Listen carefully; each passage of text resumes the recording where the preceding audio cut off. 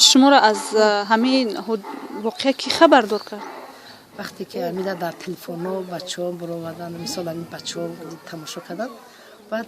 اومد خبر اومد خونه بعد من تلفن کردم بچه های حزبیت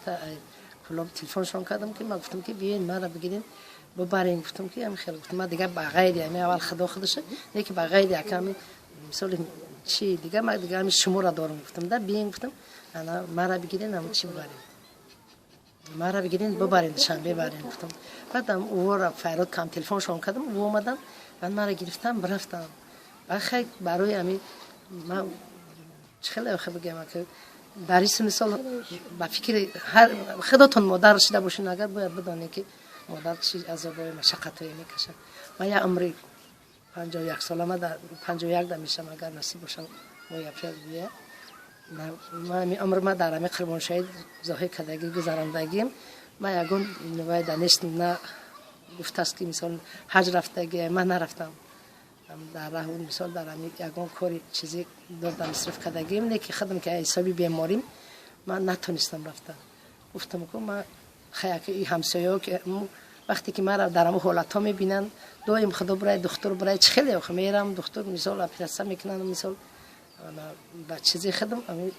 6 بارم داک مثال دیگه که جا که میام که زردوام که بگیره بعد همین حساب میکنن فکر میکنن که مثال لکه هم خیلی شده بعد نمیگم ولی مدتی هم نگذشته که مثلا ما دائم خدا میگم که چی نظارت دکتر دائم خب مثلا شما در صحبتتون گفتید که مثلا با رادیو آزادی که یعنی مبلغ ندارید که سود بازی کنید با گفتید که مثلا 25,000 دلار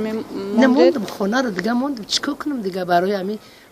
برای خدمت دفاع کردن نگرانم که جان من میتونم میکنه که دیگه وقتی که مثال بعد چی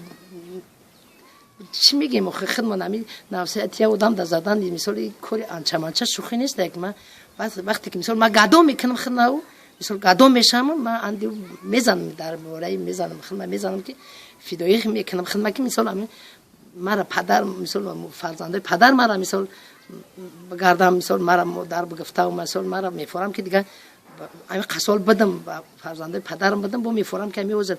جان ما بتم مثال تایید میگیری قرض میکنی فدا میکنی چیکار میکنی ما اندی میفروشم ما